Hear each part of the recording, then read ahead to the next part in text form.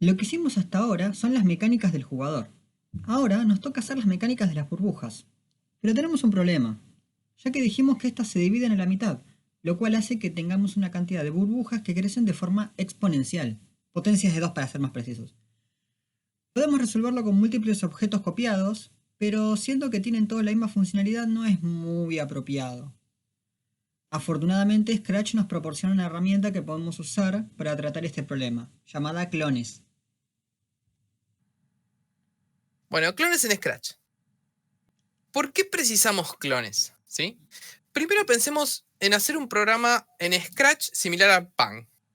Al principio parece sencillo, pero van a intervenir varios personajes. Estos personajes pueden llegar a tener una programación en común. Estos personajes, uno intentaría hacer un sprite por cada uno de estos objetos que van a intervenir en nuestro programa.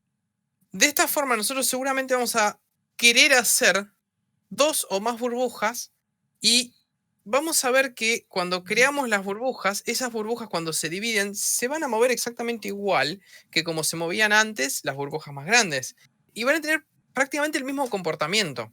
Entonces, uno estaría tentado a crear varios objetos burbujas y que se vayan mostrando o eliminando de acuerdo a si les va pegando la flecha y si tienen que crear unos nuevos, etcétera, etcétera, etcétera. Pero de esta forma estamos haciendo una chanchada. ¿Por qué? Imagínense que hicieron algo mal en el movimiento. ¿Qué hacen? Realmente es algo muy complicado porque van a tener que cambiar uno por uno los 100 objetos para acomodar el error que ustedes hicieron. Una forma sencilla de solucionar esto son los clones. ¿Qué es un clon? Es un sprite que comparte las mismas características que su creador, disfraces, variables y sonido, y provee un comportamiento común a todos sus compañeros clones. No dejemos pasar la palabra variables. ¿Por qué? Porque vieron cuando Eric creó la variable solo para este objeto. Nosotros tenemos la alternativa de crear o variables para solo este objeto o para todo el programa. Cuando hablamos de solo este objeto, estamos hablando no solo de este objeto, sino también el clon va a tener su propia copia de esa variable. A su vez, estos clones van a tener un comportamiento en común. Ahí es donde nosotros vamos a ver una diferenciación entre lo que es el padre y los clones. El padre es el objeto principal que va a tener la programación de los clones y va a poder tener una programación interna diferente de la de los clones. Y los clones son todos los pequeños objetos que están dando vuelta en un momento determinado en nuestro programa. ¿Qué características tienen estos? Tiene exactamente el mismo código que tiene el objeto padre y cuando este clon se crea, aparece en la misma posición que el sprite del que surge. Hablamos de las variables hoy, ¿sí? ¿Qué significa? Que las variables posición que son inherentes a cada uno de esos objetos van a ser clonadas también. Cada objeto puede crear un clon de sí mismo o de cada objeto. Esto nos permite que, en el ejemplo nuestro, por ejemplo, podamos decir que el disparo o el personaje crea un clon de la burbuja o que la burbuja misma crea un clon de sí mismo. Acuérdense que el juego de variables pertenecientes al creador del clon son copiadas junto con su contenido, en ese momento en el nuevo clon. Una vez que ese clon ya está fabricado, se vuelve independiente del padre, en donde si el padre cambia el valor de sus variables, no va a alterar el de sus clones ya creados. Siempre y cuando estemos hablando de una variable solo para ese objeto, local, no global. Nosotros mandamos un mensaje cuando disparaba el personaje a la flecha, ¿sí? Pero en realidad está mal decir que estábamos mandando un mensaje a la flecha. Estábamos mandando un mensaje. ¿Qué significa esto? Que todos los objetos van a recibir ese mensaje. Obviamente, si tienen un al recibir X mensaje, van a ejecutar el código que tengan ahí. Y si no lo tienen, no van a ejecutar nada. Y a todos los objetos también me estoy refiriendo a clones. Entonces, cuando yo envío un mensaje, si el objeto que crea los clones tiene un al recibir como mensaje, cada clon va a ejecutar ese mensaje. Eso es un arma de doble filo. Entonces, hay que tener cuidado cuando enviamos los mensajes y tenemos clones. Algo muy importante a tener en cuenta es que muchos clones pueden disminuir la velocidad del programa. Y la creación de clones, a diferencia del duplicado, el duplicado es cuando hacemos clic derecho y ponemos duplicar, permite que si se quiere modificar el comportamiento del grupo, solo se debe modificar el comportamiento de los clones y no el de muchos sprites similares. Acá les dejamos la bibliografía que usamos para elaborar estas diapositivas y van a encontrar toda la información referida a clones. Un último detalle a tener en cuenta es que Scratch, al haber gran cantidad de clones, empieza a fallar. Nosotros estimamos que el número máximo para el cual Scratch sigue andando sin problemas es 200 clones, pero traten de no llegar a ese límite. Siguiendo los lineamientos de lo que acabamos de ver respecto de clones, podemos plantear cómo vamos a hacer las burbujas. Siendo que la burbuja es un sprite muy sencillo, decidí no buscar ninguna imagen, sino que simplemente voy a utilizar uno de los sprites prediseñados que tiene Scratch. No se olviden de cambiar el nombre del objeto por uno que represente lo que es. Vamos a decidir de forma azarosa que la burbuja empiece más o menos a esta altura, aproximadamente 120 en Y y es 0 en X. Por lo tanto, al presionar la bandera, vamos a decir que se ubique en esta posición. Para el movimiento de la burbuja, vamos a separarla en dos movimientos independientes, que son el movimiento en el eje Y, que implica la caída y el rebote contra el piso, y el movimiento en el eje X, que implica el rebote contra las paredes. Esto es muy similar a lo que vemos en física como tiro oblicuo. Pero, pensando en la explicación de recién, no conviene que el objeto original tenga la lógica, ya que este no es un clon y no va a ejecutar lo que esté en el bloque al comenzar como clon. Por lo tanto, para que tenga la misma lógica que sus clones, habría que duplicar código. Para evitar esto, el objeto original no va a ejecutar la lógica, y al empezar solo va a ir a su posición inicial, se va a ocultar y va a crear un clon de sí mismo, el cual va a actuar como clon padre. Como dijimos, vamos a dividir el movimiento en dos partes. Entonces, para facilitar la organización, vamos a hacer dos bloques al iniciar como clon. Y vamos a comentar para saber que uno se encarga del movimiento horizontal y el otro se encarga del movimiento vertical. Y además de esto, vamos a crear un tercer bloque al comenzar como clon que haga algunas cosas que no refieren específicamente al movimiento, como por ejemplo mostrarse. Es importante notar acá que, aun cuando no los veamos, los clones van a seguir existiendo y ocupando recursos de nuestra computadora. Podemos empezar por el movimiento más sencillo, que es el horizontal. Primero, vamos a decidir si nos movemos hacia la izquierda o hacia la derecha, y para que sea más entretenido vamos a elegirlo de forma aleatoria. Esa decisión no corresponde hacerla dentro de este bloque, ya que aquí solo nos encargamos del movimiento en sí, y no de decidir hacia dónde empezar. Vamos a crear una variable que sea para este objeto, llamada dirección. Esta dirección la vamos a decidir al iniciar el juego, por lo que la va a hacer el objeto original. Podríamos, por ejemplo, decir que 1 es derecha y -1 es izquierda. Haremos uso de un bloque que decide un valor aleatorio entre 0 y 1, y si este valor es menor a 0.5, va a ir inicialmente hacia la izquierda, y si no, hacia la derecha.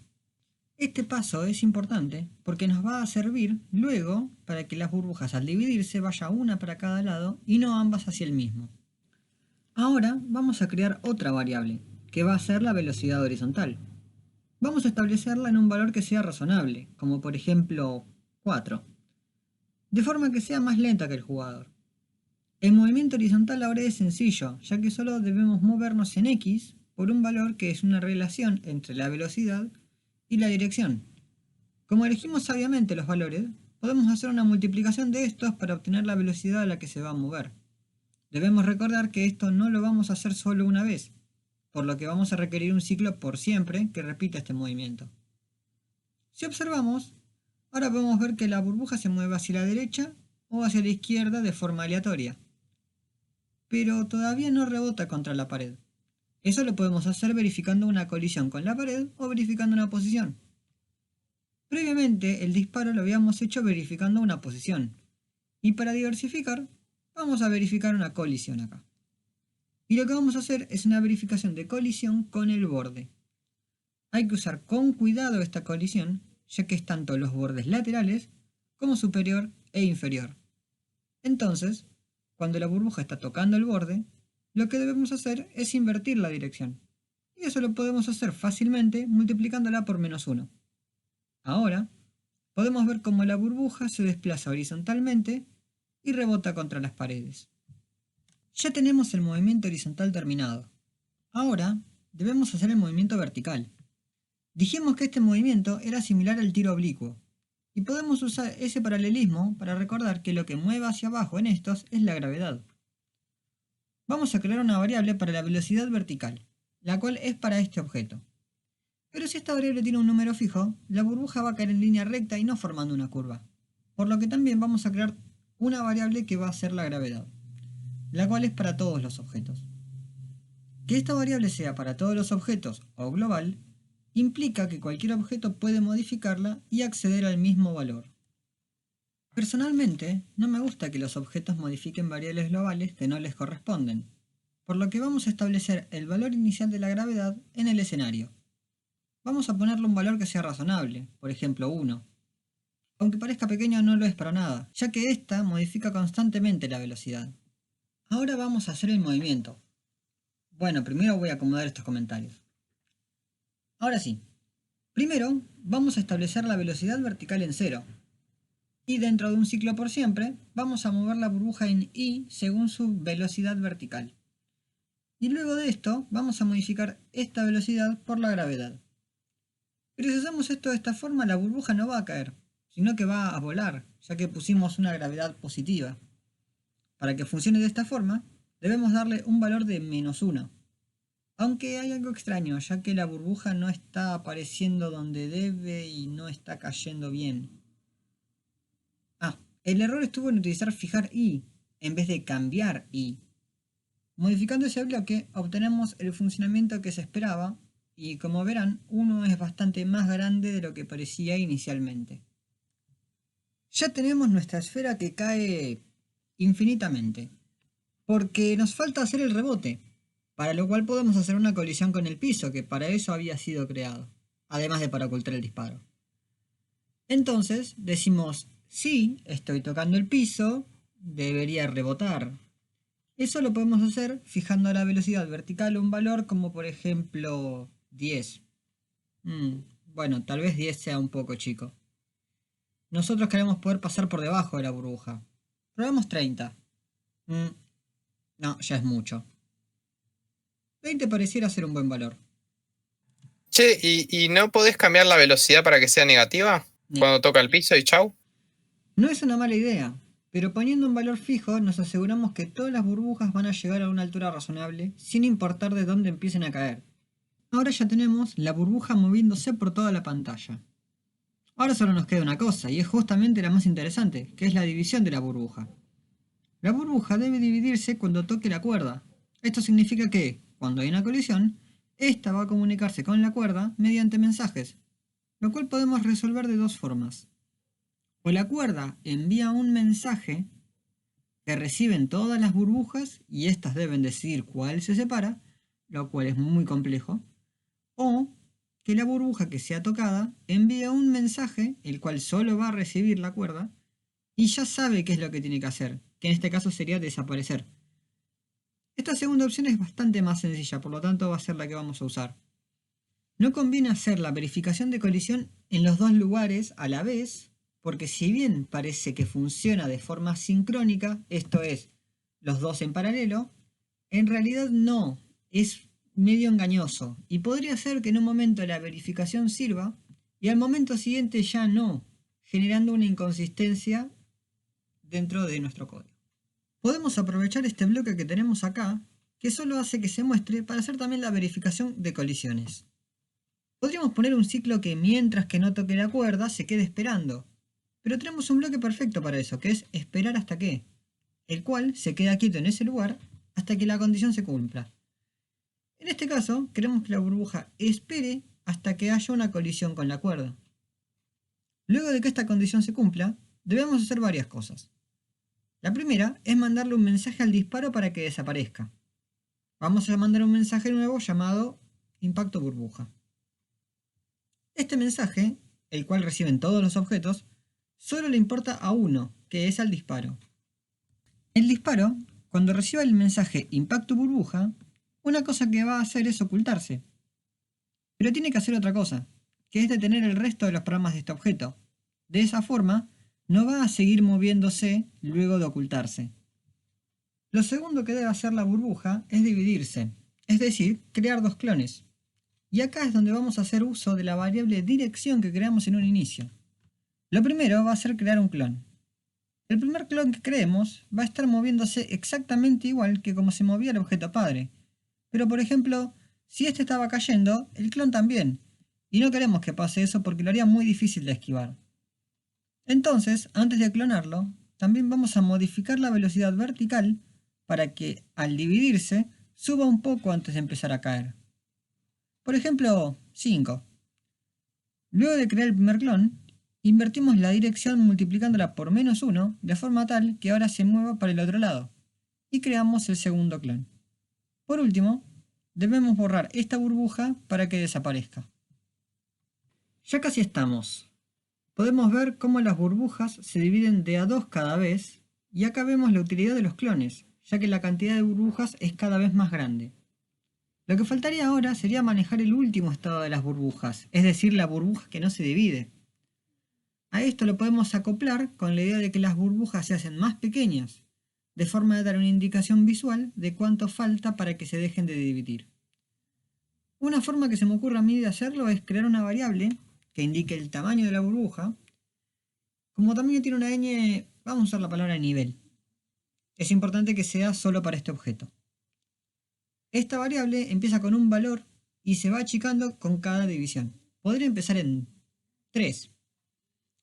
Y en el lugar donde vemos el impacto de la burbuja, vamos a ver qué valor tiene, y si ese nivel es 1, entonces no se va a dividir y solo se va a eliminar.